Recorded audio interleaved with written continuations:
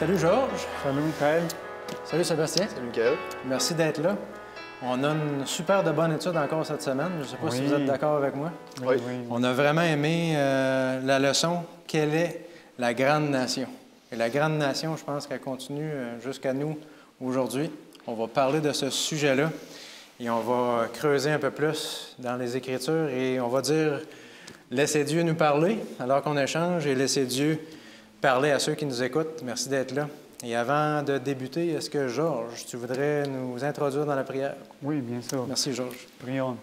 Seigneur, notre Dieu et notre Père, on te remercie par ta parole et nous te demandons de nous accorder ton Saint-Esprit pour la comprendre, mais nous accorder aussi un cœur pour la mettre en pratique. Nous te prions dans le nom de Jésus. Amen.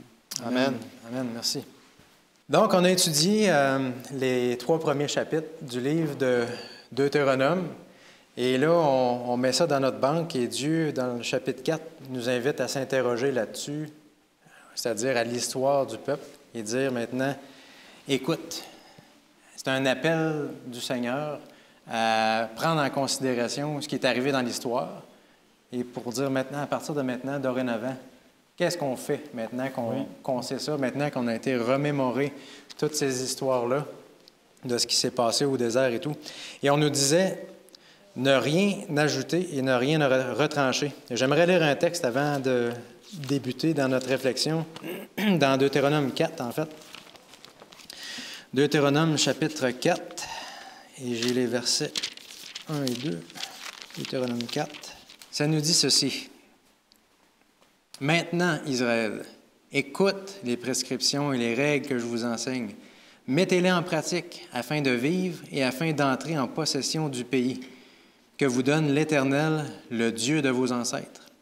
Vous n'ajouterez ni n'enlèverez rien à ce que je vous prescris. Vous garderez les commandements de l'Éternel, votre Dieu, tels que je vous les prescris. » Donc, encore une fois, le Seigneur nous dit, écoute, mets-le en pratique et rajoute rien et n'enlève rien. Je pense que le Seigneur sait que des fois, on n'écoute pas toujours. Oui. Hein? Des fois, on endurcit notre cœur, on ne veut pas recevoir ce que le Seigneur nous dit. Et mets en pratique, encore une fois, l'Ancien Testament comme le Nouveau, la chrétienté, c'est une religion pratique. Il faut que ça change notre vie. Et n'ajoute rien, n'enlève rien. Pratiquer pourquoi? La parole de Dieu nous dit toujours que l'obéissance est associée à la vie. Je place devant toi la mort et la vie, choisis la vie. Autrement dit, obéis et tu vas vivre. C'est ce que la parole de Dieu nous enseigne. Et même l'obéissance, dans ce contexte-là, c'est entrer dans la terre promise. Pour nous, c'est entrer dans le nouveau monde, la nouvelle terre qui nous est promise dans le livre d'Ésaïe. Et là, il y a une confrontation. Hein? Dans les Écritures, on a Dieu, on a son ennemi. N'est-ce pas? L'ennemi dit, la loi de Dieu n'est pas parfaite. Il faut la modifier parce que, écoute, ça brime notre liberté. Ça nous empêche d'atteindre un certain développement. Dieu, il nous restreint. Il veut garder la gloire pour lui seul, il nous écrase. Ça, c'est un peu ce que l'ennemi présente. La loi n'est pas parfaite. Il faut que tu suives ton cœur. Oui. Dieu est menteur, Dieu veut être exalté. Il veut brimer notre liberté. Alors, les Israélites, ils faisaient quoi? Ils ont pensé un peu comme eux autres, finalement, dans l'histoire. Ils ont dit, écoute, c'est vrai, dans le fond. Ça brime notre liberté. On va enlever quelques affaires pour avoir un peu de plaisir. Et on peut le voir dans l'histoire, on va en discuter tantôt avec l'étude de la semaine. Les Israélites ont mis des choses de côté et ils se sont rendus compte que ce n'était pas la bonne chose à faire. N'enlevez rien, avait dit le Seigneur, alors qu'eux, ils ont retranché. Et les pharisiens et leur tradition plus tard, au temps de Jésus, c'était quoi? On ajoute. Et ça, c'est fascinant comment est-ce que l'homme n'écoute pas Dieu. Tu penserais que c'est moins pire d'enlever que d'en rajouter, tu sais? Ouais. Tu pourrais dire, il en rajoute, c'est parfait, il en rajoute, non, c'est pas mieux, là, tu sais. C'est l'équilibre, hein? Effectivement, c'est pas mieux. Mais Dieu avait dit, n'enlève pas, fait que l'être humain enlève. Puis il a dit, n'ajoute pas, fait que l'être humain n'ajoute. Alors, c'est comme ça que ça marche avec on va dire, notre tête dure, des fois, en tant qu'être humain. Parce qu'avec Dieu, excuse-moi de t'interrompre, mais avec Dieu, c'est balancé. Puis nous, les êtres humains, on a vraiment de la difficulté avec la balance. Il faut tout le temps qu'on on en rajoute, on en enlève, on en rajoute, on a de la misère à rester dans cet équilibre. Oui. Et là, je vais développer un peu l'histoire de la tradition, là, parce que c'est important. Les pharisiens et leur tradition, c'était des ajouts. Mais vous savez, il y a le Talmud, qui est le livre qui est un peu la tradition juive. Et cette fameuse Talmud-là, c'est comme si exprime quelque chose qui vivait au temps de Jésus encore. Et ça dit ceci. Moïse reçut la loi du Sinaï, tout le monde est d'accord avec ça, et l'a confiée à Josué. Josué l'a transmis aux anciens, les anciens l'ont transmis aux prophètes, et les prophètes l'ont confié aux grands de la synagogue. Et lorsqu'on parle de la loi du Sinaï, on parle en fait d'une loi qui est pas d'une loi, mais d'une tradition qui est orale. Il y a des choses qui ont été écrites par Dieu, mais il y a des gens qui prétendaient, à l'époque de Jésus, qu'il y avait une tradition orale qui a été transmise, et il fallait évidemment qu'il y ait des interprètes pour cette tradition orale-là. Et c'était les pharisiens qui, les Écritures nous disent, étaient assis en chair là-dessus, sur les écrits de Moïse. Autrement dit, c'était eux les interprètes de cette soi-disant tradition-là. Donc, c'était eux qui mettaient face à face la parole de Dieu et les Écritures, ou cette tradition-là qu'on va dire orale. Et eux, bien, la tradition l'emportait sur les Écritures, et c'est ce que Jésus leur disait souvent, vous transgressez la loi de Dieu en faveur des traditions. Les traditions avaient plus d'importance, et ça, c'est pas nouveau. De génération en génération, en fait, parce que ça existe encore aujourd'hui. L'Église catholique nous dit que, soi-disant, dans le passé, de génération en génération, depuis les apôtres, on a transmis quelque chose à l'Église aujourd'hui. On a passé par les pères de l'Église, qui, de génération en génération, s'est rendu jusqu'aux évêques, qui, eux, sont encore assis aujourd'hui sur les traditions. Et ce sont eux qui interprètent et qui mettent face à face les Écritures avec la tradition, qui disent « Voici ce que nous enseigne. » La tradition prend plus d'importance que les Écritures. Et ça, c'est une erreur grave, et je pense qu'il y a plusieurs chrétiens qui se laissent aller dans cette erreur-là flagrante. Et ça, les traditions, ça rend la vie spirituelle des chrétiens comme un vrai fardeau. Dans le temps de Jésus, c'était ça. C'était rendu épouvantable, observer le sabbat. La liste était longue de choses qu'on ne pouvait pas faire. Et même les pharisiens eux-mêmes n'arrivaient même pas à observer tout ce qu'ils avaient mis en place. Alors, c'était épouvantable. C'était décourageant pour les gens aussi. Exactement. Parce qu'ils ne se trouvaient pas assez bons pour... Jamais. Moi, je ne suis pas assez bon pour faire ça. Tu n'y arrives jamais. Tu n'y arrives jamais. Tu es tout le temps repris par quelqu'un qui est là pour interpréter les Écritures à ta place. Et j'ai trouvé un texte intéressant dans le livre Jésus-Christ, à la page 133, qui dit ceci. « Le ministère du Christ offrait un contraste frappant avec celui des anciens Juifs. Leur respect de la tradition et leur formalisme avaient supprimé toute liberté de pensée et d'action. Ils étaient obsédés par la crainte de contracter une souillure. Imaginez, vous promenez et avoir toujours peur d'être souillé. Pour éviter ce qui était impur, ils se tenaient à l'écart, non seulement des gentils, des païens, mais aussi de la plupart des Juifs. Ils se tenaient à l'écart les uns des autres. Imaginez la communauté froide que ça pouvait faire, ne cherchant ni à leur être utile, ni à gagner leur amitié. En s'occupant constamment de ces vétilles, ils allaient rapetisser leur esprit et rétrécir leur horizon mental. Par leur exemple, ils encourageaient l'égotisme et l'intolérance dans toutes les classes de la société. Alors, l'histoire nous montre d'une façon claire que quand Dieu dit « n'ajoute rien et n'enlève rien », ça veut dire « n'ajoute rien et n'enlève rien » aux Écritures. On l'a essayé avec les traditions, on l'a essayé dans l'histoire, d'enlever ce qui ne fait pas notre affaire dans notre parcours avec Dieu. Et le peuple de Dieu a tombé constamment dans l'idolâtrie, dans une révolte contre Dieu. Donc, Dieu nous invite encore aujourd'hui à prendre la parole de Dieu telle qu'elle est et de ne pas prendre des sources extérieures et leur donner une importance plus grande ou différente de celle-ci. Oui, que de la parole. Prendre celle-là comme la seule, unique autorité. Et les autres qui sont inspirés doivent dire la même chose qu'il y a dans les Écritures, n'est-ce pas? On ne rejette pas les autres choses, mais elles ne doivent pas contredire les Écritures. Et ne rien enlever, je pense que c'est encore tout aussi applicable aujourd'hui dans notre vie spirituelle. Et la parole de Dieu nous dit aussi dans Proverbes 30, 5 et 6, toute parole de Dieu est éprouvée. Il est un bouclier pour ceux qui cherchent en lui un refuge. N'ajoute rien à ses paroles, de peur qu'il ne te reprenne et que tu ne sois trouvé menteur. Lorsqu'on enlève des choses ou qu'on en ajoute, on fait de Dieu un menteur parce qu'on contredit la parole de Dieu et on s'en va dans un chemin qui est différent que celui qui est prévu pour nous. Donc, c'est important de prendre toute parole de Dieu comme notre guide. Et on avait dans le leçon de la semaine l'histoire de Baal-Péor. Il s'est passé quoi, Sébastien? La leçon nous amène à Nombre 25. On va commencer avec le verset 1 qui dit « Israël demeurait à Sittim et le peuple commença à se livrer à la débauche avec les filles de Moab. Donc, on commence avec la débauche. La débauche qui peut parfois être spirituelle ou physique. Dans ce cas-ci, au verset 1, je crois que c'est de la débauche physique. Ouais. Donc, ils ont été attirés vers... J'imagine que ces femmes moabites devaient être très belles, peut-être à moitié dénudées, captivant à l'œil de l'homme. Et ils se sont mis à faire de la débauche physique. On peut s'imaginer que... On parle ici probablement d'orgies et de trucs comme ça. Ouais. Donc, commettre l'adultère.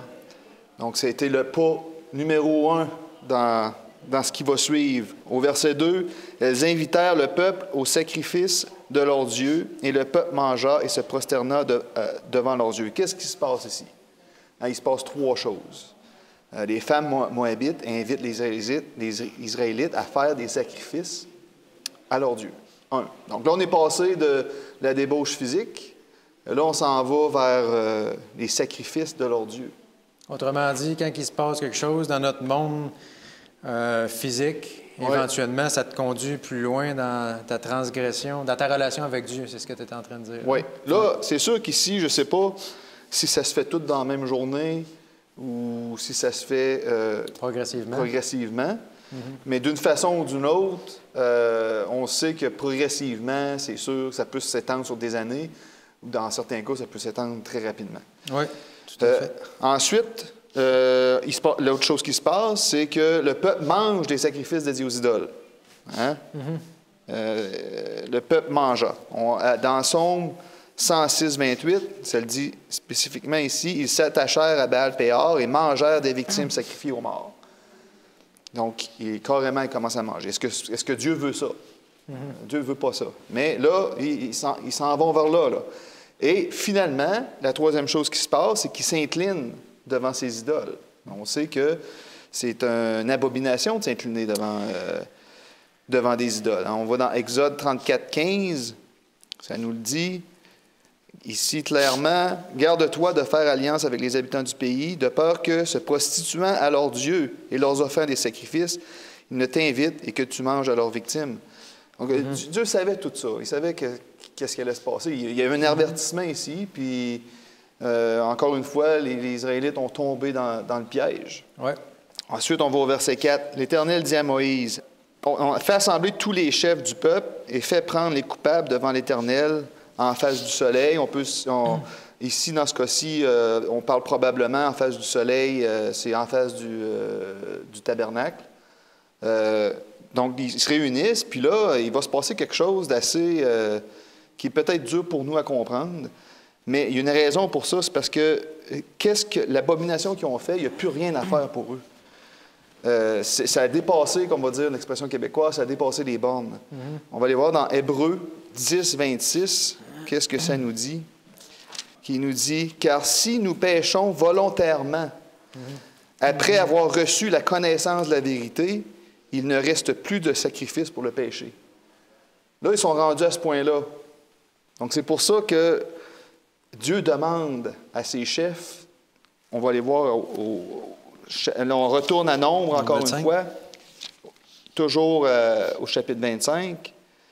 Moïse dit, au verset 5, Moïse dit aux juges d'Israël que chacun de vous tue ceux de ces gens qui sont attachés à Baal-Péor. Ouais. Donc là, c'est dur, là. Tout à fait. Imaginez de vous faire dire que vous devez tuer. Je ne sais pas, moi, si je serais capable. Peut-être qu'à cette époque-là, c'était normal, là, mais moi... C'est sûr que pour eux, c'était quelque chose peut-être de plus familier, comme aujourd'hui, quand on entre dans le mal, à un moment donné, on devient comme endurci, là. Ouais. Mais c'est sûr qu'en même temps, c'était les uns les autres. Donc, oui, ça devait être dur malgré tout. Là, peu importe C'est des gens qui se fréquentent, c'est des gens qui se connaissent. Exact. Ouais. Donc, chacun devait... chaque chef donne la sentence aux chefs qui sont... Donc, on a une échelle de juges. On se rappelle des 70 chefs qui ont été nommés. Chacun sont au-dessus d'un. Fait que celui qui est au-dessus de l'autre, s'il a fait ce péché abominable, bien, il doit le tuer. Donc, on peut imaginer, là, comme dans une compagnie, le chef d'équipe il se fait tuer par son manager.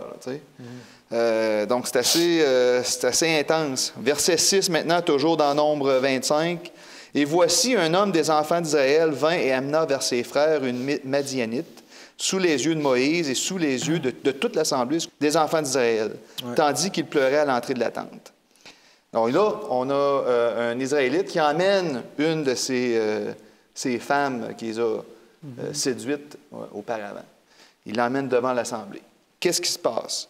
7, toujours dans Nombre 25, à cette vue, Phiné, fils d'Elzéar, on sait que Phiné est devenu plus tard un grand prêtre, fils du sacrificateur de Aaron, se leva du milieu de l'Assemblée et prit une lance dans sa main. Donc Phiné, lui, il n'est vraiment pas content. Lui, il se lève, puis il prend une lance, puis... Qu'est-ce qu'il va faire? Au verset 8, « Il suivit l'homme d'Israël dans sa tente, et il les perça tous les deux. Ouais. L'homme d'Israël, puis la femme, par le bas-ventre, et la plaie s'arrêta parmi les enfants d'Israël. » Donc, Phiné, finalement, les transperce, et Dieu, on va voir que semble très appréciatif, je ne sais pas si c'est un mot qui existe, de ce geste posé par Phiné. Oui, le Seigneur appuie ça parce qu'on le voit tout de suite dans le fléau. Hein? Oui. Donc, la plaie arrêta. 9, il y eut, malgré tout, il y eut 24 000 qui moururent de la plaie. Ouais. À 10, l'Éternel parla à Moïse. Qu'est-ce qu'il dit? Phiné, fils d'Elzéar, fils du sacrificateur Aaron, a détourné ma fureur de dessus les enfants d'Israël, parce qu'il a été animé de mon zèle au milieu d'eux, et je n'ai point dans ma colère consumé les enfants d'Israël. Donc, son geste, on peut dire, a restauré l'honneur de Dieu, a restauré l'honneur des gens. Puis à cause de ça, Dieu apprécie ce geste. Oui. C'est particulier, hein, parce que dans cette histoire-là, on voit justement un homme qui passe avec une femme moabite. Et c'est exactement comme ça que l'histoire a commencé. Ouais. Les femmes moabites qui viennent de façon toute inoffensive, qui se joignent au peuple, puis à un moment donné, ça s'est développé en relation, etc., en l'orgie et compagnie. Ouais. Mais ça a commencé d'une façon toute inoffensive. Et là, c'est rendu inacceptable parce qu'ils ont constaté c'était quoi l'aboutissement de tout ça. Oui. C'est tout le temps, bien, majoritairement subtil. Oui. On se rappelle de Lot, hein, qu'est-ce qui s'est passé? Il s'est rapproché de la ville, petit à petit, là, il s'est retrouvé dans la ville, et petit à petit, sa famille, tu sais, c'est vraiment, ça peut se faire sur des années, sur 20 ans, sur 30 ans. Oui. Ça peut être long. Mais on peut voir aussi que loi sans punition, il a qu'une valeur, et c'est ça qu'on voit, tout le pouvoir de la loi à travers de ces punitions-là. Oui, exactement. Et 12, toujours dans Nombre 25, c'est pourquoi tu diras que je traite avec lui une alliance de paix. Donc Dieu fait une alliance avec Phiné. Ce sera pour lui et pour sa postérité après lui l'alliance du sacerdoce perpétuel parce qu'il a été zélé pour son Dieu et qu'il a fait l'expiation pour les enfants d'Israël. Et 14, l'homme d'Israël qui fut tué avec la Madianite s'appelait Zimri, fils de Salu. Il était chef d'une maison paternelle des Siménonites. Et la femme qui fut tuée, la Madianite, s'appelait Cosbi, fille de Sur, chef des peuples issus d'une maison paternelle. Donc, on voit ici quand même, tu sais, au verset 13-14, si ça n'aurait pas été important de nommer leur nom, on ne l'aurait pas fait, mais c'est comme si on veut nous... Il y a eu des victimes ici, là, à cause de ça. Ouais. C'est comme pour nous démontrer, regarde, là, puis c'était du monde important aussi, là, qui ont été sacrifiés, bien pas sacrifiés, mais qui ont été mis à mort à cause de qu'est-ce qu'ils ont fait. Ouais. Donc, on attache une importance, on veut que ça ne soit pas juste des numéros. Mm-hmm. Donc, après avoir lu tout ça, on sait que ça peut se passer dans notre vie. Hein. Est-ce que c'est important d'avoir ce texte-là pour nous aujourd'hui, en 2021, qu'on est rendu? Oui. Oui, c'est important parce que chacun de nous, on est bombardé par des femmes moabites, hein, dans notre quotidien. Mm-hmm. On a la télévision, on a la musique, on a notre carrière, on a l'argent, avoir la plus belle auto, avoir la plus belle maison. Ce sont toutes... Je les compare toutes à ces femmes moabites-là qui nous entourent à journée longue. Des choses qui peuvent nous diriger vers l'idolâtrie. Oui. Quelqu'un ou quelque chose qui prend la place de Dieu, finalement. Ouais. Oui, exactement. Ouais. Ce sont tous des idoles. Hein, puis le téléphone en est un, c'est un idole. Ça peut le devenir, oui. Oui, ça peut le devenir un idole. Si on s'attache, ça devient notre priorité numéro un. Ah, ben, j'ai pas le temps d'aller à l'église, il faut que je faut que je joue à des jeux, peu importe. Donc, si toutes ces choses-là peuvent nous emmener à délaisser tranquillement l'Église, peuvent nous emmener à s'éloigner de Dieu. Donc, c'est important c'est pour ça que je trouve que cette histoire-là est vraiment importante pour nous aujourd'hui, de vraiment la lire et de la comprendre. Oui. Ouais. Merci, Sébastien. En fait, c'est ça, on voit aussi avec cette histoire-là que le corps, qu'est-ce qu'on en fait? C'est intimement lié avec nos pensées et avec notre relation avec Dieu. Donc, les décisions qu'on prend, ce qu'on fait de notre corps, dans ce cas-là, c'était l'adultère, ça l'impacte ta vie spirituelle, que tu le veuilles ou non. Oui, directement relié aux pensées. Juste rapidement, il y a une série qui parle de justement l'effet des médias, Media on the Brain. Je ne sais pas si tu as déjà entendu parler de ça. Oui, je pense que c'est Scott Ritzema qui fait ça. Oui, puis comment est-ce que, justement, la télévision, tout ça, gèle notre lobe frontal qui nous amène à faire des choses qu'on ne devrait pas faire. Prenons soin de notre lobe frontal. Gardons les avenues de l'âme, comme nous dit la servante du Seigneur. Et Georges, attachez au Seigneur votre Dieu. Certains sont restés fidèles, je pense. Oui, ça c'est que c'est intéressant et c'est la partie positive de l'histoire que Sébastien nous a raconté un peu. Mais c'est aussi comprendre que ces histoires, comme Sébastien nous l'a dit, ce n'est pas des histoires que ça ne vaut pas la peine. Non, il y a un énorme bénéfice pour nous de lire ces histoires-là et les comprendre, comme a mentionné Sébastien aussi.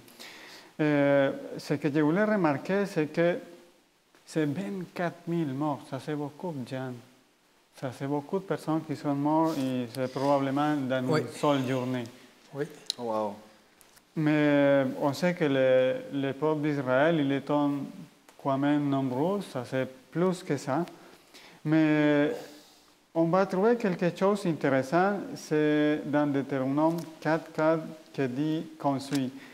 Et vous qui vous êtes attachés à l'Éternel, votre Dieu, vous êtes aujourd'hui tout vivant. Et comme Sébastien nous le dit, ça fait la différence, rester attaché à Dieu. Ouais. Ce mot attaché, c'est quelque chose qu'on peut vraiment approfondir dans ça, mais ça c'est rester à sa place, ça c'est pas se laisser détourner, ça c'est rester dans ses idées, dans la bonne morale, dans la bonne attitude, pas se laisser détourner. Parce que, comme on l'a mentionné déjà aussi, ça c'est avec des petites choses qu'on commence à s'éloigner du Seigneur. Ça c'est avec des petites choses que apparemment il y a aucun danger, sont inoffensives, mais oui, il y a des dangers. Quand c'est par rapport à la vie spirituelle, les petites choses nous mettent en danger. Laissez la prière de côté, étudiez pas la parole de Dieu. Ah, c'est pas grave, j'étais trop fatigué, je vais le laisser pour un autre moment. Fais attention à ça, ça C'est vraiment dangereux et c'est ça que, comme ça peut commencer. Ouais. Il y a beaucoup de textes que j'aimerais lire, mais on n'a pas beaucoup de temps. On va lire Jude 24, parce que Jude, il y a juste un verset. Oui. À celui qui peut vous garder de toute chute et vous faire paraître devant sa gloire irréprochable et dans l'allégresse. Amen. Ici, il y a une belle promesse pour nous, il y a un appel aussi. Il faut aller à Dieu parce que c'est Dieu qui peut nous garder, c'est Dieu qui peut nous aider, qui peut nous donner la force et nous délivrer de la tentation et nous présenter devant lui-même avec sans aucun péché. Amen. Mais il y a un autre verset que c'est le plus spécial de cette journée que j'avais trouvé et c'est 1 Corinthiens 10, 13. Aucune tentation ne vous est survenue qui n'ait été humaine, et Dieu, qui est fidèle, ne permettra pas que vous soyez tentés au-delà de vos forces. Mais avec la tentation, il préparera aussi le moyen d'en sortir, afin que vous puissiez la supporter. Amen, amen, gloire à Dieu. Versets comme ça nous aident à comprendre des histoires et des épisodes difficiles, comme ce qu'on vient de lire dans Nombre. Sébastien nous a raconté tantôt. Mais on comprend que malgré les tentations sont aussi fortes, Dieu ne va jamais nous laisser faire face à une situation qu'on n'était pas capable de vaincre, qui va être au-delà de nos forces, au-delà de nos capacités. Ce que tu es en train de nous dire, Georges, je pense que c'est vraiment important parce que ça se perd de plus en plus. C'est que le péché, c'est un choix. Exactement. Les gens auraient pu ne pas tomber dans l'idolâtrie et tout s'ils avaient choisi de faire autrement. Oui. On n'est jamais tenté au-delà et Dieu est en mesure de nous garder debout. Donc, c'est vraiment important comme message. Ouais. Oui, et on peut voir dans les histoires, Dieu est plus content de pardonner que de punir. Dieu voulait toujours pardonner, Dieu voulait toujours éviter les situations tristes, mais malgré ça, les gens ne vont pas obéir et la justice il doit être exécutée parce que loi sans punition, ça c'est pas une loi, simplement comme ça. Et ça c'est pareil pour nous aujourd'hui. Si ça ne serait pas pour les amendes, les gens ne respecteraient pas les lois du transit. Oui. Bien sûr. Parce que ça fait pas longtemps, j'avais l'occasion de partager la voiture avec un jeune homme et je le voyais qu'il était vraiment prudent pour un jeune homme de son âge. Mais il m'a raconté son histoire. Il disait, après quelques amendes vraiment chères pour excès de la vitesse, mes assurances sont montées et j'ai fait attention maintenant. Mais c'est juste, si la loi n'a pas de punition, il n'y a pas de pouvoir. C'est une loi qui n'était pas valide. C'est pour ça que des fois, on voit qu'il y a des choses drastiques, comme tuer le chef, comme on a dit tantôt, mais c'est plus pour prévenir que le mal puisse se répandre partout et finalement, il ne resterait pas personne vivant. C'est mieux le faire au bon moment. Parce que ça arriverait le cas pour nous aussi. Qu'est-ce que tu préfères? Perdre une jambe ou tu vas être mort ou complet? C'est un choix dur et on souhaite ça pour personne, pas pour nous-mêmes. Mais c'est la même chose par rapport au péché. Des fois, on doit prendre des décisions drastiques. Et ça peut arriver pas nécessairement par rapport à notre corps, mais à des choses qu'on voulait faire, ou on voulait manger, ou on voulait regarder. C'est mieux laisser ça qu'avoir des problèmes vraiment graves. Et c'est une bénédiction, c'est une promesse. Dieu ne va pas nous laisser dans la tentation. Il va nous donner aussi la sortie, il va nous donner les forces. Mais ce qu'on voulait rester dans cette journée, c'est que si on reste attaché à Dieu, on va être épargné du mal. Et je voulais juste partager un dernier verset, on le trouve dans Malachie, verset 3, 18, que ça dit « Et vous verrez de nouveau la différence entre les justes et les méchants, entre celui qui sert Dieu et celui qui ne le sert pas. Finalement, aujourd'hui, on voit plein de théories, de philosophies, plein de choses, mais ça va arriver le jour qu'il va voir la différence.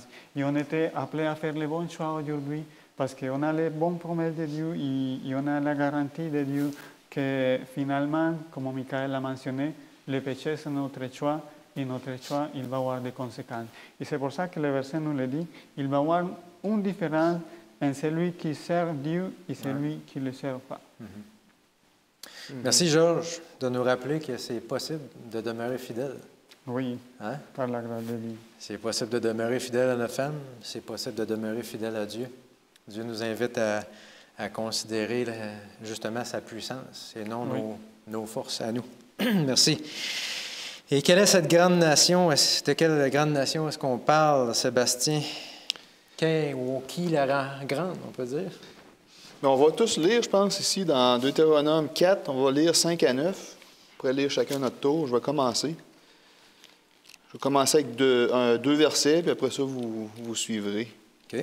Donc, Deutéronome 4, 5, verset 5. « Voici, je vous ai enseigné les lois et des ordonnances, comme l'Éternel mon Dieu me l'a commandé, afin que vous les mettiez en pratique dans le pays dont vous allez prendre possession.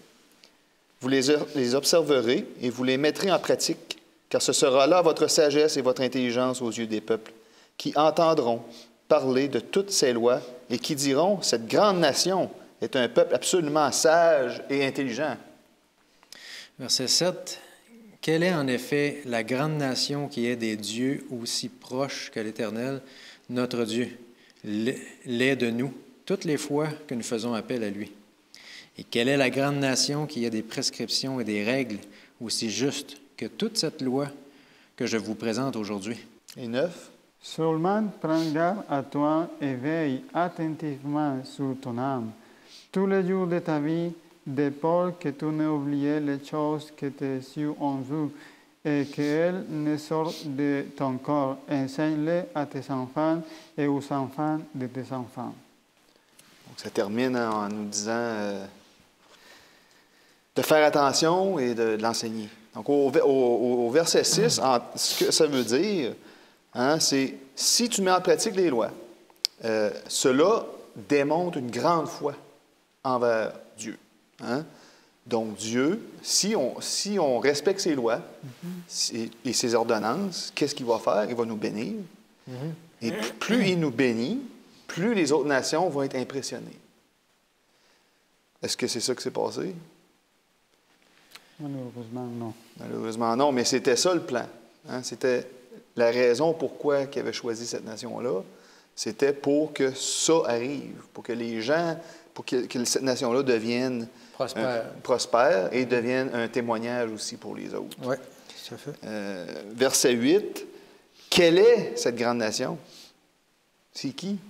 De qui on parle ici? Quelle est cette grande nation? Des gens extraordinaires. Des gens très extraordinaires, effectivement. Et au verset 9, la constance, vigilance est nécessaire pour notre vie spirituelle. Il faut toujours être attaché à Dieu, comme que tu as parlé tantôt. C'était au verset 4. Et vous qui vous êtes attachés à l'Éternel. Ça, c'est un verset puissant. Attaché à l'Éternel, ça veut dire qu'on est agrippé à lui. Parce que si on se détache de lui, on n'est plus rien. On n'est plus la grande nation. On n'est plus la grande nation, on tombe dans le péché. On redevient ce qu'on était avant. Exactement. Des esclaves. On redevient ce qu'on était avant qu'on fasse le péché dans le jardin d'Éden, après qu'on ait fait le péché. Parce qu'avant, on était parfait. Mais là, malheureusement, on sait qu'est-ce qui s'est passé. Donc, c'est ça qu'il nous dit au verset 4. On doit rester attaché à Dieu. Le verset 9 vient reconfirmer ça. Et j'aimerais aussi qu'on aille qui nous dit aussi dans l'Exode 13. Exode 13 au verset 8.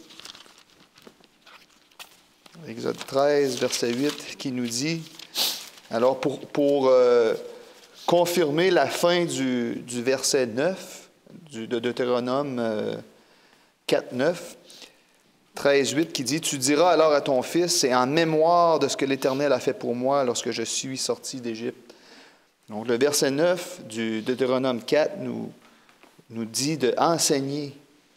Enseignez-les à tes enfants et aux enfants de tes enfants. Donc, si on veut que toutes ces lois-là qu'on observe, si on veut que cette grande nation-là continue de prospérer, qu'est-ce qu'on doit faire? Comme nous, aujourd'hui, qu'est-ce qu'on doit faire pour faire prospérer cette parole, pour que la vérité soit répandue, puis qu'on soit cette grande nation? Si on fait juste en parler entre nous autres, dans le sous-sol, à la maison, ça ne changera rien. Il faut faire comme qu'on fait en ce moment, en parler. Il faut aller dehors, il faut aller voir nos voisins, nos membres de famille, nos amis. Il faut répandre cette parole-là. Puis ça, c'est une tâche qui n'est pas toujours facile à faire. Effectivement. Je suis sûr que vous en conviendrez avec moi. Donc, c'est pourquoi que ce message, le message ici, c'est pourquoi? C'est pour que le peuple se rende compte qu'ils ont été choisis.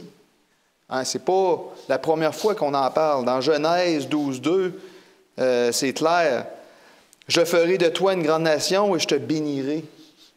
Je rendrai ton nom grand et tu seras une source de bénédiction. » Dieu voulait vraiment que ce soit une grande nation. C'était ça son objectif. Puis c'est l'objectif qu'il y a avec chacun de nous en ce moment, même en 2021. Il veut que notre Église soit une grande nation. Il veut qu'on soit une grande nation. Est-ce qu'on est capable d'atteindre cet objectif que Dieu a donné? En étant une grande nation, comme qu'on a dit tantôt, c'est une bénédiction par nos actions. Les actions qu'on fait deviennent un témoignage. C'est la meilleure façon de témoigner, c'est par nos actions. Si on fait juste parler et on n'agit pas, on n'est pas un témoignage pour les autres. Les autres personnes, même nous, qu'est-ce qu'on fait? On observe. C'est la première chose qu'on fait. Moi, je sais bien que je suis comme ça. J'aime beaucoup observer. Je me souviens, dans mon époque d'avant, on aimait sortir dans les bars, puis qu'est-ce qu'on faisait? C'est qu'on observait avec nos amis, on aimait observer les gens, qu'est-ce qu'ils font, puis les gestes qu'ils font, puis là, on essaie de trouver, OK, cette personne-là doit être comme ça parce qu'il fait telle affaire. On est des gens qui observent. Et lorsqu'on devient des chrétiens, on devient des gens observés. Oui, exactement. Donc là, les rôles sont inversés. Là. Ouais. Fait que chaque geste qu'on fait est crucial parce qu'on est plus facile à être jugé. Hein? En étant observé, on est jugé. Donc Dieu voulait que toutes les nations de la terre voient à travers Israël, voient ça à travers Israël. Et Dieu est donc finalement, Dieu est près d'eux à cause de toutes ces lois qui sont quoi? Ces lois-là sont justes. Ouais. Il ne faut pas oublier ça. Elles sont parfaites, sont parfaites, sont justes, sont là pour une raison. Si on les suit, tout va être correct. On dit ça souvent à nos enfants, fais ce que je te dis, tu vas voir, ça va bien aller. Tu sais, quand ils sont plus petits, là, que ça ne te tente pas nécessairement tout le temps expliquer de A à Z. Regarde, fais-moi confiance, fais ce que je te dis. Moi, j'ai déjà fait ça, puis ça va bien aller. Malheureusement, nos enfants n'écoutent pas toujours. On aime ça remettre en question, des fois, ce qui nous est demandé. Hein? On aime expérimenter pour nous-mêmes. Ouais. Ben oui. On n'aime pas se cogner le nez, mais on aime ça expérimenter. Oui. Et j'aimerais qu'on aille dans Juge, dans chapitre 13, au verset 22. Parce que le Seigneur continue de nous rappeler ce qu'il a fait pour eux. En sa présence, il a fait plein de choses, hein, Seigneur, au peuple. Il a ouvert la mer, il les a sortis d'Égypte, il leur a donné la manne, il leur a donné des signes un après l'autre pour leur démontrer que c'était vraiment cette nation-là qui était choisie. Même que Moïse, quand il est apparu dans sa face, Moïse n'est pas mort. Alors que si on va dans Juge, comme j'ai dit, 13, 22, qu'est-ce que ça nous dit ici, Michael? Je ne sais pas si tu l'as. Oui, Juge 13, verset 22, ça dit « Et il dit à sa femme, nous allons mourir, car nous avons vu Dieu. » C'est ça? Oui. La nation n'est pas morte, même s'ils l'ont vu. Ils étaient choisis. Hein? C'est un signe après l'autre. Le Seigneur continue toujours à leur rappeler. C'est incroyable de voir que malgré tous ces signes-là, le peuple a continué de tomber. Mais est-ce que nous, aujourd'hui, on peut les juger pour avoir fait ça? Moi, je pense qu'on ne peut pas les juger parce que Nous, non seulement on sait qu'est-ce qui s'est passé avec eux, on a nos signes à nous dans notre vie, on connaît l'histoire de A à Z, puis on tombe quand même aujourd'hui. Donc, faut juste se rappeler qu'on fait partie de cette nation-là. Dieu nous a donné des signes, puis c'est à nous de prendre cette opportunité-là, puis de partager la parole, puis être un exemple, puis d'essayer, avec le Saint-Esprit, de ne pas tomber pareil comme le peuple d'Israël a fait. Oui, merci Sébastien. En fait, tu vois, cette journée-là nous rappelle que oui, nous, au temps de la fin, on a eu beaucoup plus de lumière que tous ces gens-là dans l'histoire. Ouais. On a une vision complète de la parole de Dieu, donc qu'est-ce qu'on peut... la seule chose qu'on peut faire, c'est tirer des leçons. Ouais. Parce que si Dieu nous a donné tout ça par écrit, c'est pour nous faire comprendre qu'il ne faut pas tomber dans les mêmes erreurs. De quelle façon est-ce qu'il gère le péché? C'était vraiment bien, merci. J'ai déjà entendu un débat d'un athée, puis il avait dit, tu es un scientifique renommé, puis il avait dit, ouais, mais tu sais, c'est pas juste. Tu sais, eux autres, dans le temps de Jésus, ils ont vu Jésus, ils ont vu les miracles. Ouais. Fait que c'est pas juste. Eux autres, ils ont vu la mer Rouge. Eux autres, ils ont eu une plus grande opportunité que moi de croire en Dieu. Mais comme tu l'as dit, Michael, c'est pas le cas. Là. Écoute, avec tout ce qu'on a dans la Révélation, dans les Écritures, non, absolument pas. Il faut étudier la parole de Dieu pour se rendre compte qu'on a eu beaucoup plus qu'eux ont eu. Oui. Merci. Il est possible de demeurer fidèle, comme nous disait Georges, et c'est possible de demeurer près de Dieu et de choisir de suivre ses lois et d'être une démarcation frappante entre le monde, tous les gens qui n'ont pas Dieu, et ceux qui l'ont accepté. Oui. Il y a une ligne de démarcation claire parce que les nations vont se tourner et vont dire « Wow! Quelle grande nation! Comment est-ce qu'ils vivent? De quelle façon ils sont organisés? Qu'est-ce qui les gouverne? Ils sont sages! » C'est les lois qui gouvernent l'univers, qui vont continuer à gouverner l'univers pour l'éternité que Dieu nous offre. Est-ce qu'on veut entrer dans ces lois-là? Il va y avoir des lois pour l'éternité. Désolé pour ceux qui ne veulent plus qu'il y ait de lois. Il va en avoir pour l'éternité. Oui, mais ils vont être faciles à suivre. Oui, c'est ça. Et on nous parlait de sagesse et d'intelligence.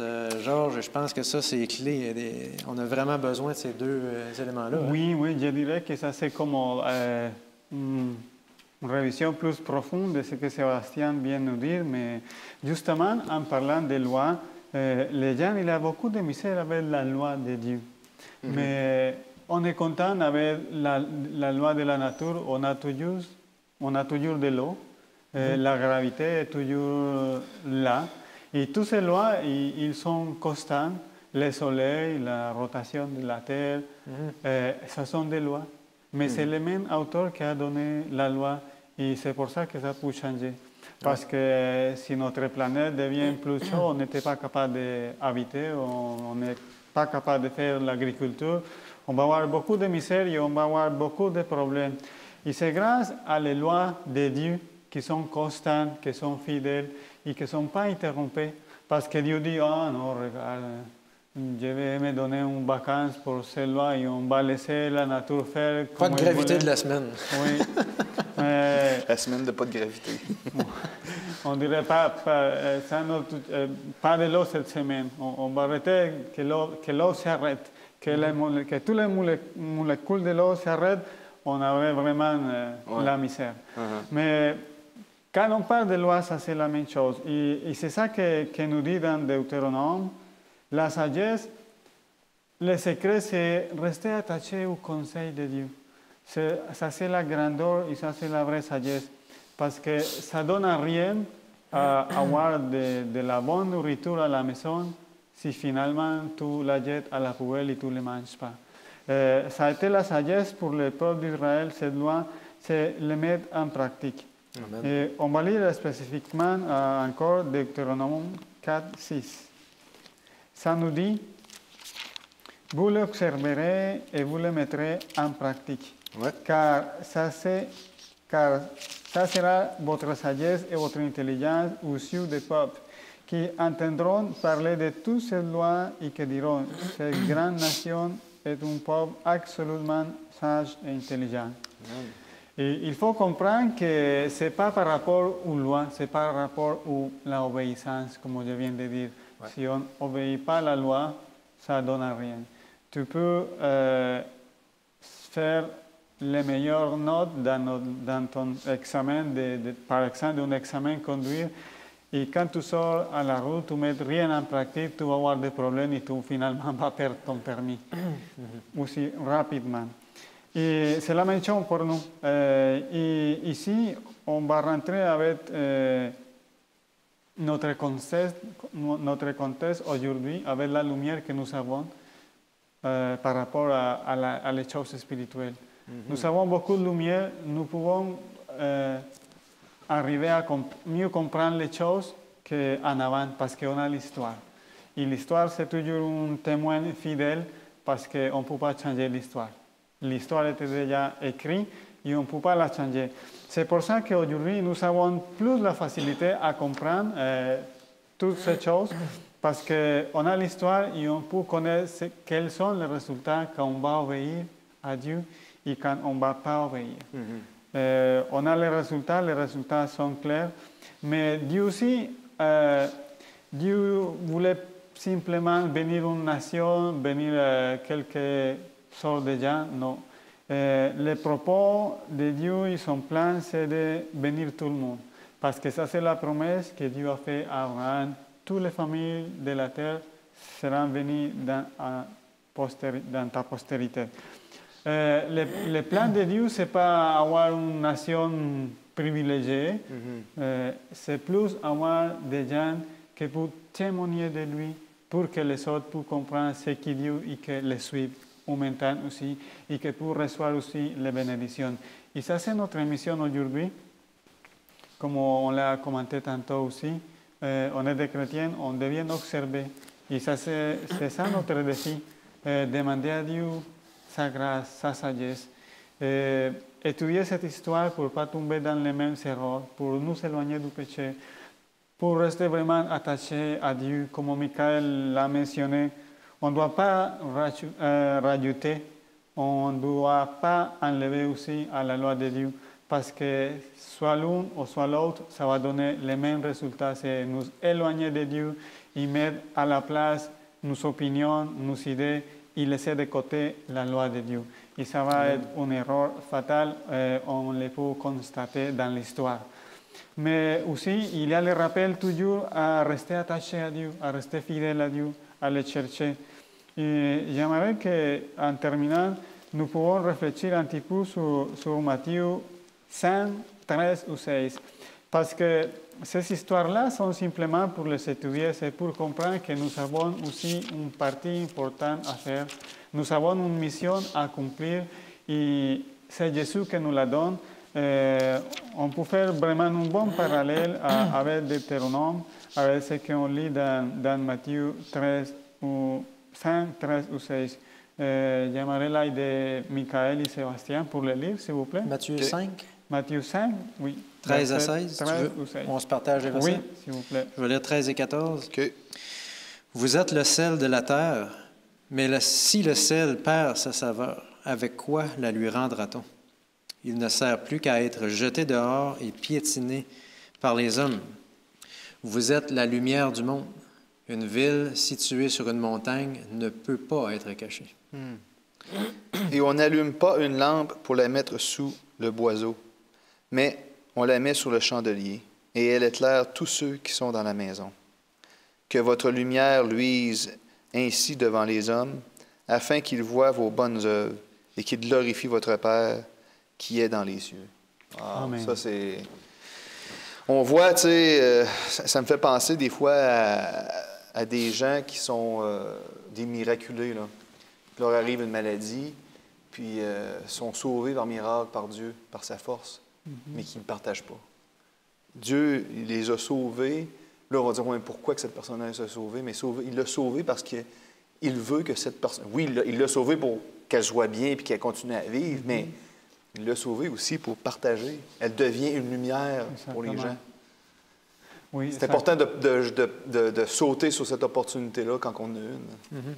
Oui, pour tous ceux qui écouteront cette émission, il y a un appel pour vous autres aussi, même que pour nous. Mm-hmm. On doit être cette lumière, on doit être cette salle qu'on va préserver la terre. Et c'est avec nos actions, c'est avec une vie transparente, c'est avec donner la main à ceux qui sont dans les besoins. C'est en faisant des choses que Dieu nous demande à faire. C'est en demandant toujours la grâce de Dieu pour être des meilleures personnes. Pour nous rappeler que maintenant, on est dans une mauvaise situation, telle que l'humanité, telle que la planète.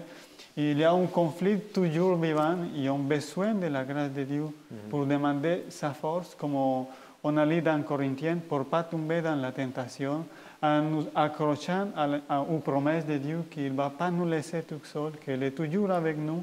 Et il y a une mission de nous, c'est d'éclairer la terre.